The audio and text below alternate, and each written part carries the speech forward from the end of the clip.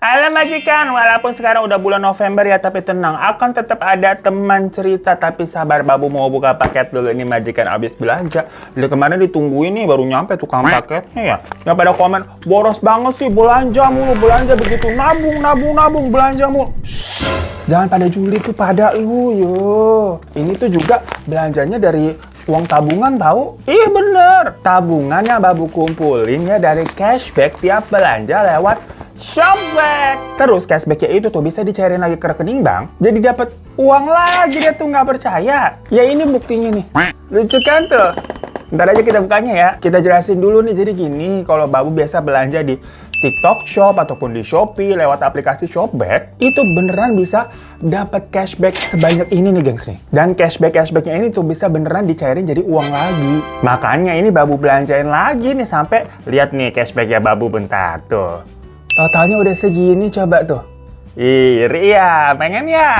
Makanya jangan suujon mulu jadi orang nyangkanya mau babu boros gitu belanja mulu. Padahal kan bisa dibilang ini berarti belanjanya gratis pakai saldo cashback. Ya udah karena babu baik nih, hatinya nih bagai apa? Helmi Yahya yang suka ngasih duit kaget tuh. Babu kasih juga deh tutorial gimana caranya dapat uang kaget dari tabungan cashback yang dikasih dari Shopback. Jadi tiap kalian belanja online pastikan ya majikan semua nih masuknya ke aplikasi Shopback ya. Dimana di dalamnya nih ada 700 lebih merchant guys, mulai dari apa? Shopee, TikTok Shop, Traveloka, Pelago, pokoknya banyak banget. Sekarang misalkan aja nih kalian mau belanja barang di TikTok Shop nih, ya udah langsung aja copy atau salin produk barangnya di TikTok Shop, terus buka deh aplikasi Shopback, cari tuh logo TikTok Shop, terus tempel atau paste ya link dari produk yang udah kalian salin tadi. Udah nanti kalian klik-klik aja tuh sampai diarahkan untuk check out di halaman TikTok Shop-nya. Bayar aja udah sampai berhasil. Setelah transaksi terverifikasi, cashback akan masuk ke akun Shopback kalian. Pokoknya kalau di TikTok Shop atau di Shopee belanjanya kayak gitu ya majikan ya. Salin linknya, tempel dan belanja di Shopback. Tapi kalau kalian mau dapetin cashback yang lebih banyak, pasti ini belanja lewat Shopback-nya pas lagi tanggal-tanggal promo ya. Macam kayak tanggal kembar setiap bulannya tuh, tanggal 11-11, 12-12 dan seterusnya.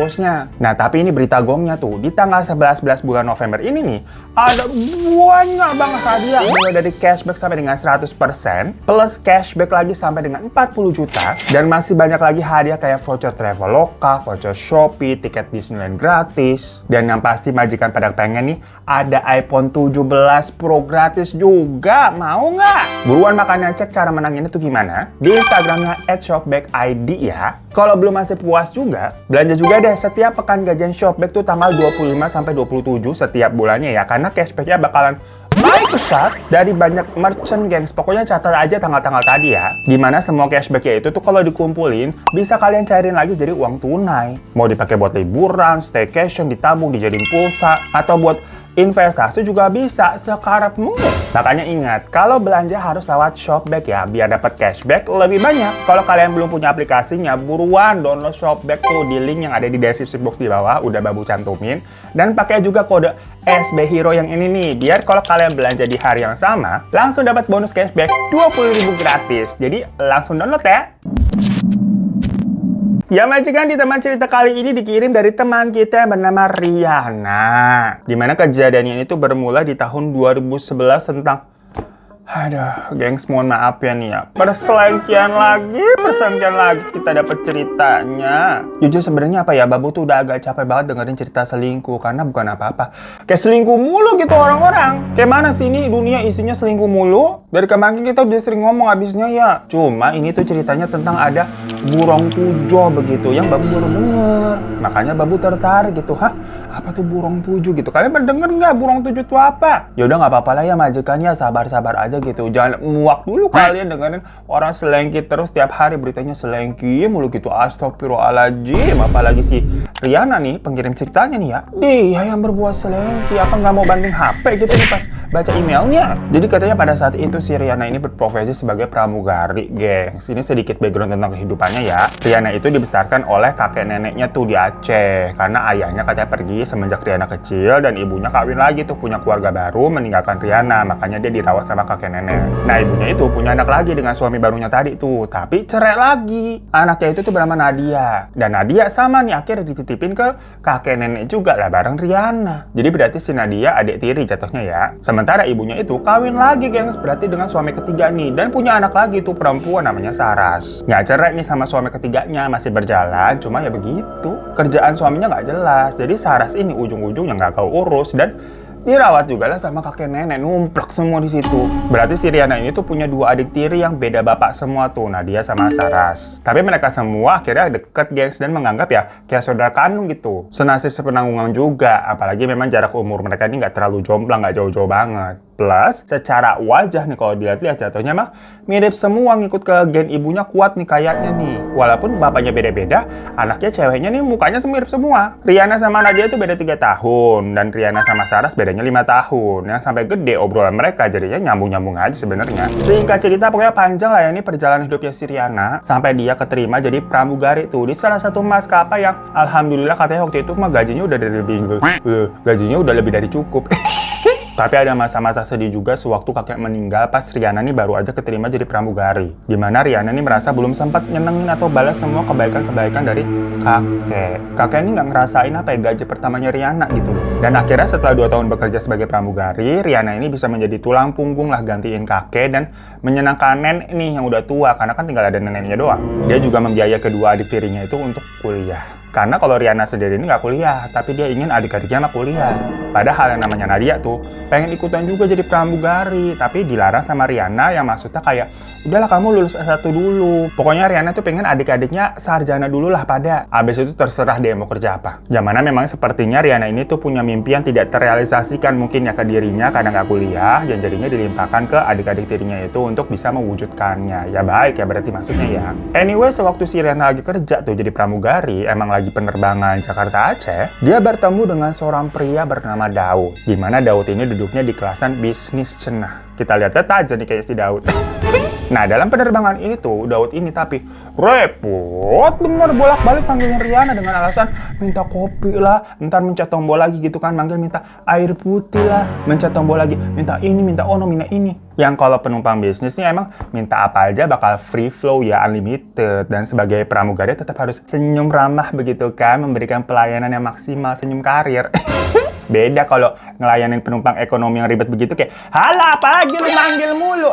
Canda ya. Nah, di sela-sela manggil-manggil terusnya itu, si Daud ini memang juga udah kelihatan modusnya begitu. Kayak ngajak kenalan, ngajak ngobrol, sampai minta nomor telepon. Ya maksudnya di situ kan Riana lagi kerja ya. Kalau sekedar diajak ngobrol itu ya memang harus diladenin walaupun seperlunya. Intinya tetap harus menservis dengan menservis dengan ramah tamah. Cuma kalau sampai minta nomor telepon lah, seorang pramugari ini juga berhak menolak. Dan bukan sekali 2 kali memang Riana ini menghadapi penumpang-penumpang modelan Daud ini. Jadi waktu itu Riana dengan santainya ya menolak dengan baik-baik. Tapi si Daud ini mah kayak nyebelin, terus-terusan tuh mencet tombol, manggil-manggil si Riana nih minta ini itu diselingi bagi nomor telepon dong. Lama-lama juga empet ya. Waktu kerjanya diganggu begitu terus-terusan. Dan daripada kesabarannya habis jadinya nanti ngomel gitu kan, bisa-bisa berujungnya ditegur sama atasan. Akhirnya Riana ngasih deh tuh nomor HP-nya. Ya Riana mikir, ya udahlah ntar kalau dihubungin tinggal nggak usah balas atau diangkat, beres. Dan FYI aja, Daud ini bukan tipe-tipenya Riana juga. Apalagi pada saat itu si Riana nggak ada kepikiran buat cinta-cintaan lah. Dia mau fokus aja kerja nih, lagi jadi tuang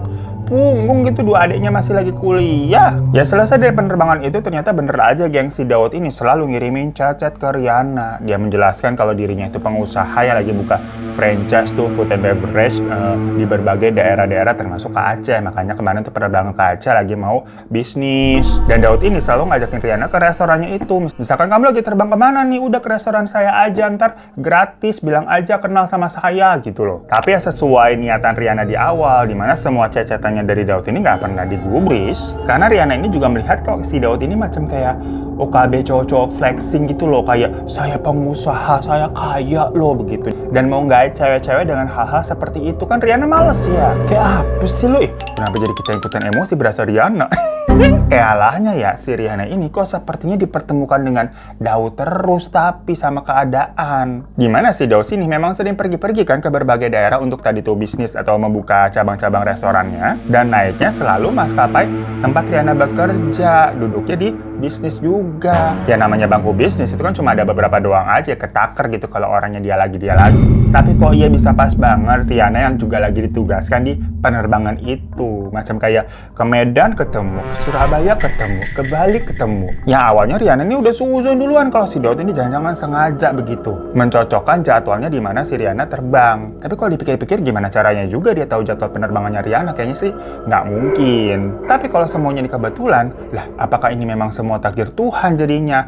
Kan mikirnya ke sana tuh. Apalagi ada saat dimana saking udah sering ketemunya nih dalam satu penerbangan itu, Daud yang biasanya usil ngajak ngobrol mulu gitu kan, caper segala macam, lama-lama kok kayak cuek gitu karena ada adegan dia sibuk sendiri buka laptop sambil kerja gitu dan mengacukan Riana. Nah di situ nih Riana jadi cewek-cewek yang penasaran, loh kok sekarang dia cuek ya? Apa karena aku nggak pernah gubris? Emang kadang cewek suka begitu ya, repot banget gitu, jual mahal ujung-ujungnya kepo.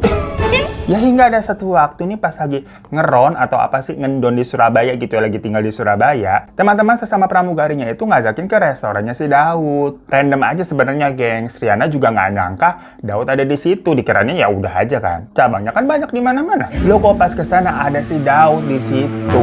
Dari sekian banyak cabang restorannya loh. Yang kali ini berarti kan kejadiannya Riana yang nyamper ke situ gitu loh, bukan si Daud. Ya maksudnya hal ini beneran kebetulan dong. Makanya Riana sampai berpikiran, ini ada apa sih? Apa ya emang jodoh? Kok berkali-kali dan bertubi-tubi kebetulannya? Apalagi pas di sana tuh, yang ngeliat duluan memang si Riana. Daud ini lagi serius kerja gitu kan di laptopnya. Dan dari situ sikap Riana pun berubah. Dia duluan yang akhirnya nyamperin tuh si Daud. Sampai Daud kaget tuh, kok tau-tau kamu ada di sini? Maksudnya Riana kamu di sini. Mulailah mereka ngobrol-ngobrol tentang kehidupan masing-masing nih. Dan Riana juga membuka hati lah untuk Daud di situ. Istilahnya kan tak kenal maka tak sayang gitu. Makanya bajukan semua yang belum kenal babu, klik tombol subscribe di bawah dulu dong.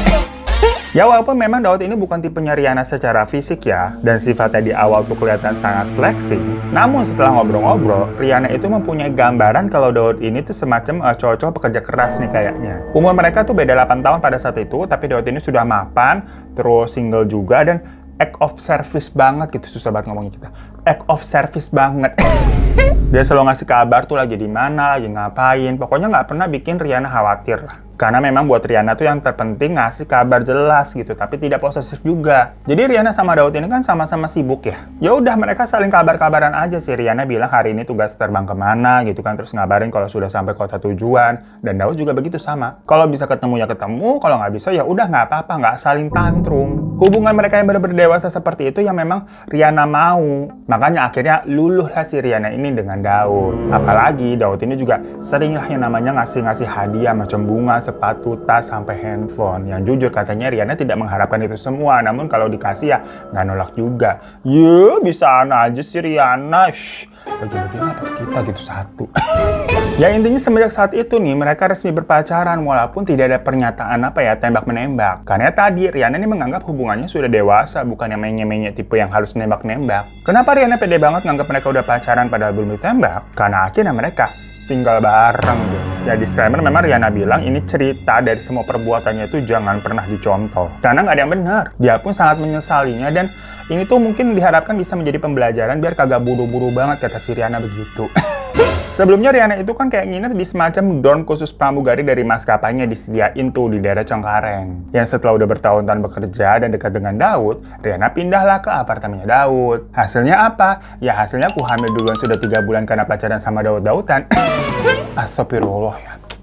Masalahnya si Riana ini mengiranya kan Daud akan bertanggung jawab. Tapi ternyata Daud meminta Riana untuk menggugurkan bayinya itu karena alasannya dia belum siap dan sampai semacam memanipulasi bisa dibilang kali ya. Dimana Daud bilang ke Riana kayak kamu nggak sayang apa emang dengan karir kamu. Kalau kamu cuti hamil berarti kan kamu harus cuti panjang. Nanti kamu digantikan oleh pramugari-pramugari yang lain yang baru-baru. Ya tapi si Riana ini biasanya kan sebenarnya punya trauma ditinggalkan sama orang tuanya seperti anak gak diinginkan kan dia. Nah dia nggak mau tuh menjadi seperti bapak atau ibunya dulu terhadap bayinya ini, tidak menginginkannya. Jadilah Riana tetap memutuskan untuk merawat bayinya apapun yang terjadi dengan atau tanpa Daud. Marah pokoknya si Riana di situ tuh. Walaupun Riana juga bingung ya menyampaikan ke neneknya bagaimana, neneknya udah tua, takutnya kan kaget sport jantung. Dan dia juga nggak mau menjadi contoh buruk untuk kedua adik tirinya itu. Ya karena Riana yang marah seperti itu, akhirnya Daud nih kayak mau menerima keputusan Riana dengan bilang ya udahlah kita rawat bayinya. Cuma tetap nggak ada kalimat oke lah kalau gitu kita nikah, nggak ada.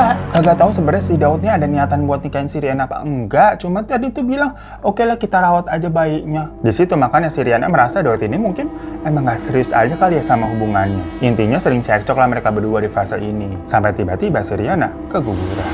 Jadi ini keguguran tidak disengaja ya, karena memang menurut dokter dari awal kandungannya Riana itu lemah. Dari awal udah dibilangin nih. Dan Riana juga udah sangat berhati-hati menjaga kandungannya. Namun suatu pagi dia bangun, merasakan perut yang sakit banget sampai pendarahan. Pas dilarikan ke rumah sakit, dinyatakan dia keguguran. Ya di tengah-tengah kesedihannya itu lagi-lagi Daud lah yang di sampingnya menemani dan hubungan mereka kembali baik. Jadi kayak nggak cekcok lagi. Setelahnya kehidupannya kembali berjalan seperti biasa di mana si Riana ini masih lanjut jadi pramugari ya. Tapi habis itu ada masalah baru. Di mana Riana mendapatkan info dari rekan sesama pramugarinya yang bilang kalau ternyata si Daud ini tuh udah punya istri sama anak. Oh mama, oh papa. Ini jadi temennya si Riana itu tahu dari partner bisnisnya Daud. Yang intinya pokoknya berita ini tuh valid ya, bukan cuma gosip. Jadi selama ini kan Daud itu memang sibuk yang ngurusin bisnis franchise yang tersebar di mana-mana. Bisa dibilang dia ini bukan tipe-tipe orang yang menetap di satu kota dalam waktu yang lama memang. Pastinya berpergian mulu ke sana kemari begitu kan.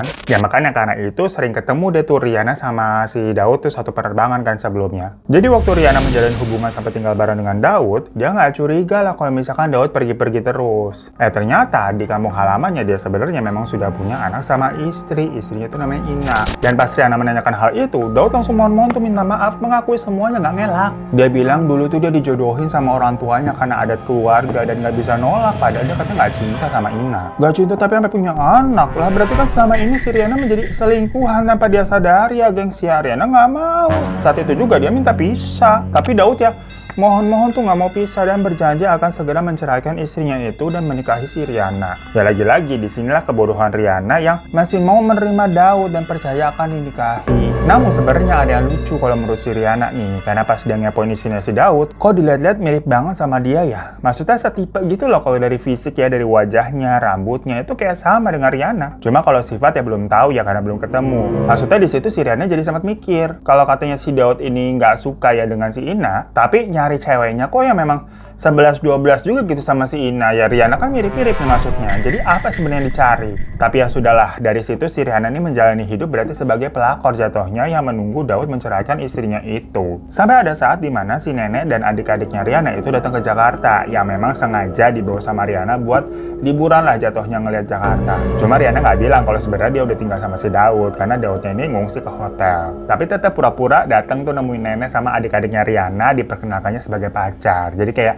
normal aja di situ si Riana tinggalnya sendiri. Dan nenek sama adik-adik Riana ini juga nggak tahu jadinya Daud ini sebenarnya udah tinggal bareng sampai pernah hamil juga Riana. Udah nih happy-happy jalan-jalan gitu kan keliling Jakarta, pas pulang lagi tahu-tahu ada tamu yang datang ke apartemen itu. Yaitu tidak lain tidak bukan adalah Ina, istrinya Daud yang datang untuk melabrak Riana di situ. Jadi pas banget di situ ada nenek sama adik-adiknya Riana juga. Pokoknya Riana dijambak, dimaki-maki sampai diludahin ya. Malu banget pastinya Riana ya dilihat adik-adiknya sama nenek. Akhirnya Daud yang melerai dan membawa istrinya itu pergi dari sana. Cuma dari situ berarti ya nenek tahu kalau Riana ini statusnya berarti kan selingkuhan gimana pun juga. Daud itu udah punya istri sama anak. Pokoknya nenek bilang untuk segera menyudahi hubungan terlarang tersebut. Soalnya kan dulu nih bapak kamu ninggalin ibu kamu karena wanita lain dan kamu korbannya ditinggalkan. Kok sekarang kamu mau tega mengulangi hal itu lagi? Apalagi kamu sebagai wanita juga. Daud dan istrinya itu kan punya anak. Kamu mau anaknya itu menjadi korban perceraian orang tuanya karena kamu? Pokoknya belum pernah si Riana ini tuh melihat neneknya sekecewa dan semarah itu. Ya Riana nggak bisa ngomong apa-apa karena gimana pun juga posisinya dia memang salah mau gimana. Dan Riana udah mau nih nurutin omongan neneknya. Karena ya buat Riana tuh dia nggak mungkin mengabaikan omongan neneknya itu. Nenek segalanya lah buat dia. Tapi si Daudnya ini yang kembali mohon-mohon gitu sampai dia sendiri yang tahu-tahu datangin rumah nenek tuh di Aceh untuk ketemu maksudnya sama nenek meminta izin buat meneruskan hubungannya dengan Riana dan bilang janji akan mengurus perceraian dengan istrinya itu dan setelah kelar akan menikahi Riana. Long story short, akhirnya Daud diberikan kesempatan lagi sama Riana sampai ya udah diberikan tenggat waktu untuk bisa menceraikan istrinya Ina. Dan sementara itu ya Riana kembali kerja sebagai pramugari. Namanya pramugari itu kan di awal pasti menyambut para penumpang yang masuk gitu kan ke dalam pesawat. Datang nih ada penumpang cewek, seret.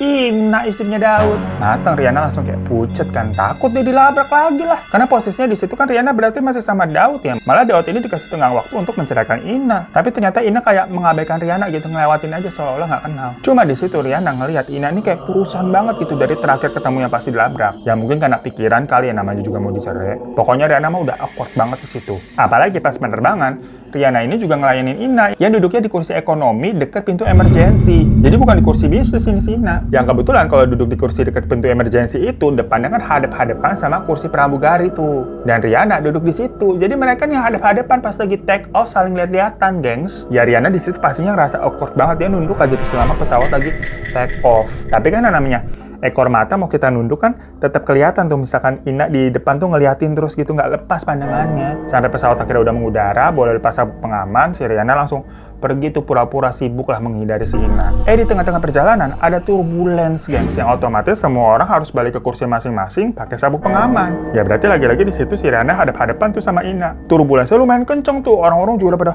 deg-degan gitu kan, baca doa, pada ketakutan gitu kan, teriak Allahu Akbar gitu, astagfirullah. Goyang banget pesawatnya abisnya. Yang Riana lihat tuh di luar dari kaca jendela di pintu emergency, ada kayak sekelompok burung gitu yang pada terbang. Burungnya tuh warna hitam gede-gede, yang Riana sendiri nggak tahu tuh burung apaan. Ya mungkin karena burung-burung itu pesawatnya nabrak segala macam jadi turbulence ya. Yang ditakutkan kan kalau pesawat nabrak burung itu masuk ke dalam mesin ya, sampai bisa mati gitu kan, biasa kejadian fatal kan seperti itu.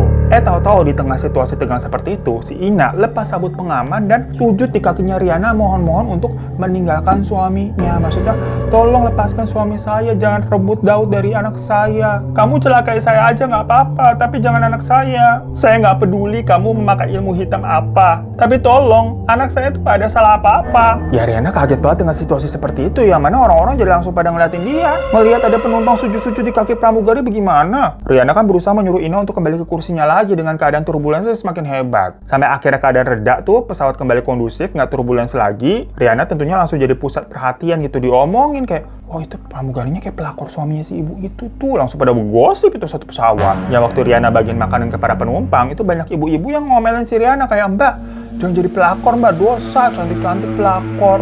Kasihan Mbak anak ibu itu, Mbak seharusnya sebagai perempuan jangan begitu. Banyak banget pokoknya yang ngehujat si Riana, sampai ya Riana malu sendiri. Cuma gimana kan keadaannya lagi di dalam pesawat, mau kabur juga kagak bisa. Bener-bener nangis lah Riana di situ. Dan waktu semua penumpang lagi makan nih, tiba-tiba Ina itu kayak merasa kesakitan, tersedak sampai melotot. Orang-orang pada panik kan kayak, kenapa tuh?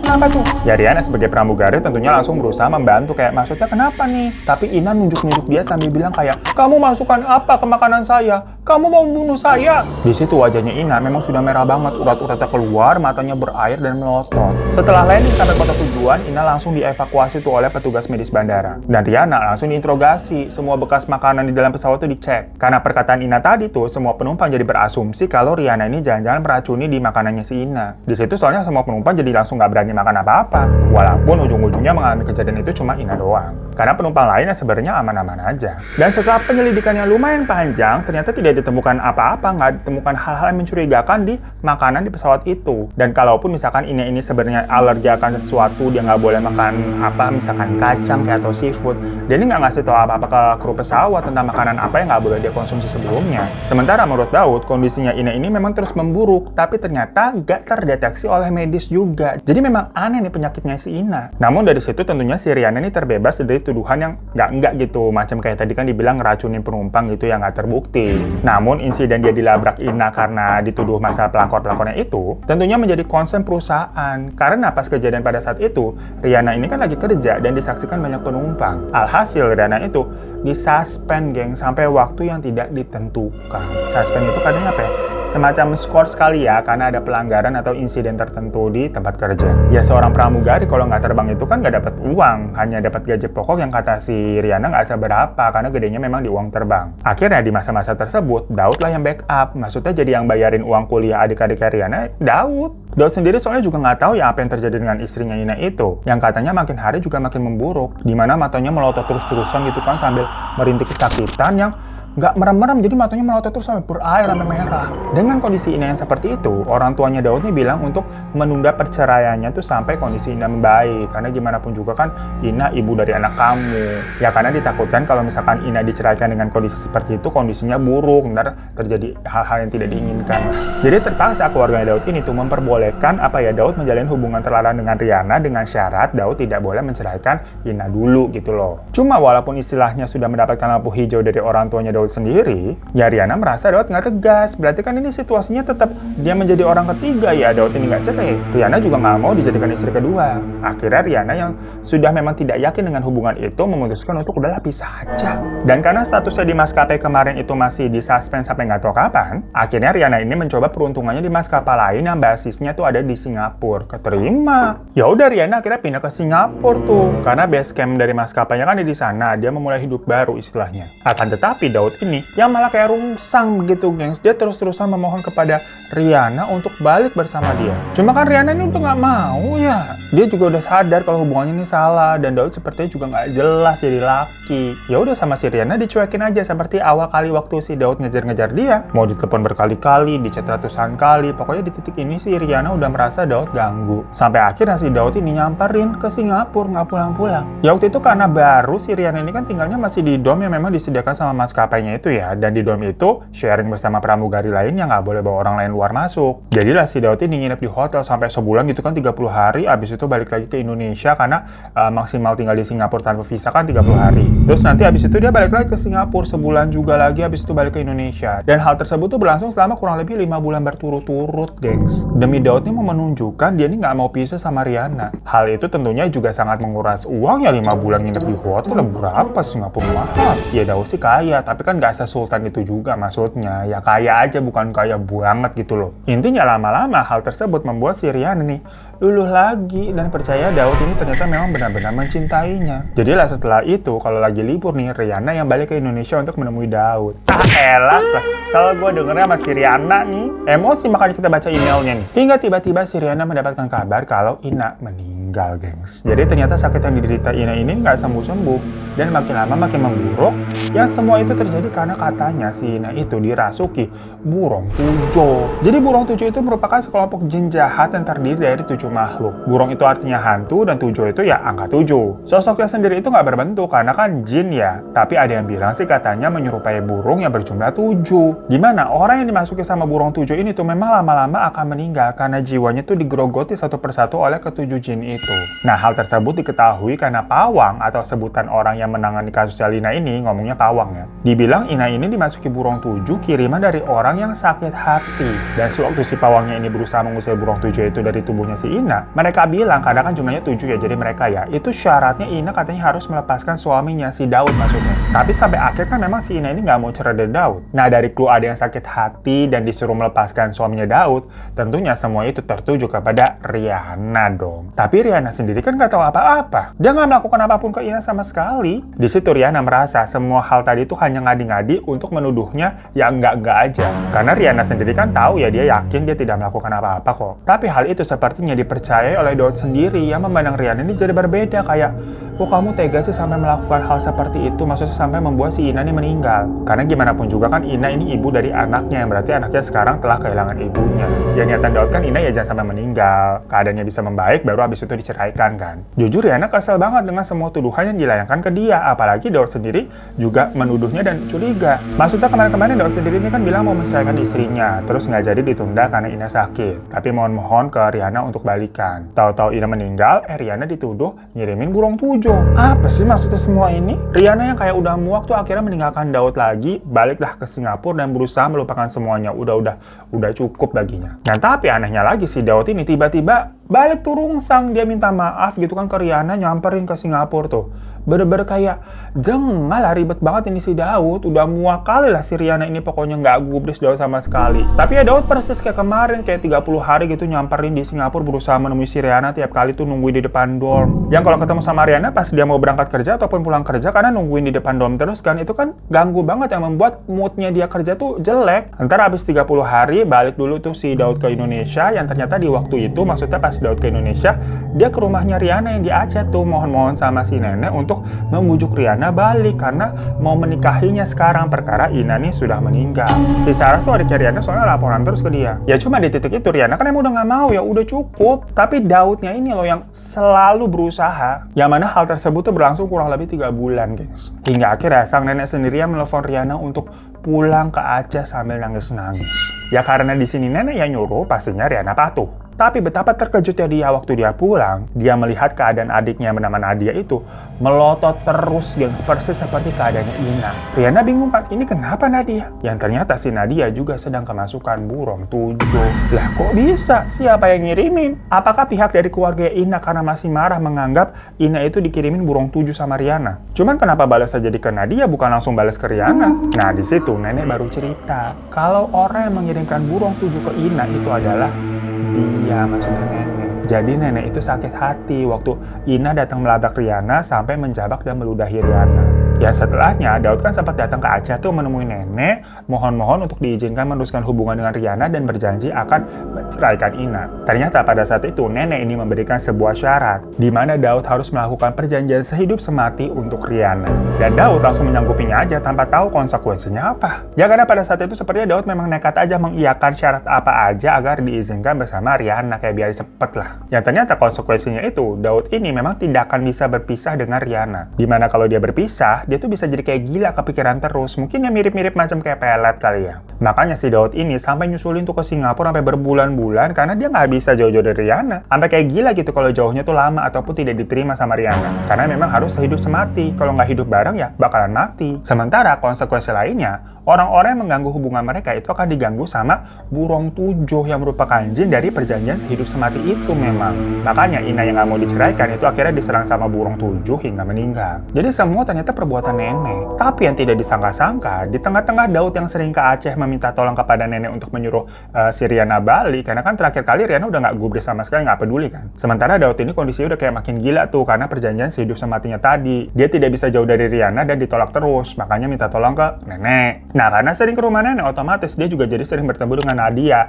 adik tirinya Riana. Gak tahu mungkin karena udah cukup gila karena efek perjanjian tersebut, atau Daud yang melihat Nadia nih mirip Riana, jadi disikat juga. Gimana kan kalau dipikir-pikir tipe-tipenya Daud bisa dibilang sama semua, yang mulai dari Ina tuh istrinya sendiri, Riana, terus Nadia ini perawakannya nih tiga-tiganya 11-12. Ina sama Riana kan dibilang memang mirip dari awal ya, waktu si Riana ngeliat foto-fotonya si Ina tuh mengakui kok ini istrinya Daud mirip gua gitu loh. Makanya kan si Riana sempat mikir apa sebenarnya yang Daud lihat atau cari dari dirinya yang mungkin Ina nggak punya gitu, makanya sampai ngejar si Riana. Dan kalau Riana sama Nadia ya udah nggak usah ditanya, memang kakak adik walaupun beda bapak, muka mereka mirip karena gen ibunya lebih kuat. Yang diam-diam Nadia itu selama 3 bulan menjalani hubungan dengan Daud, dan dia juga mungkin kegatelan bisa dibilang ya, karena memang Nadia ini biasanya selalu iri dan pengen dengan apa yang Riana punya. Kayak baju-bajunya Riana selalu dipakein, barang-barang segala macam, sampai awalnya kan Nadia juga mau jadi pramugari kayak Riana, tapi nggak boleh kan disuruh kuliah. Ujung-ujungnya pacarnya Riana juga mau dimiliki.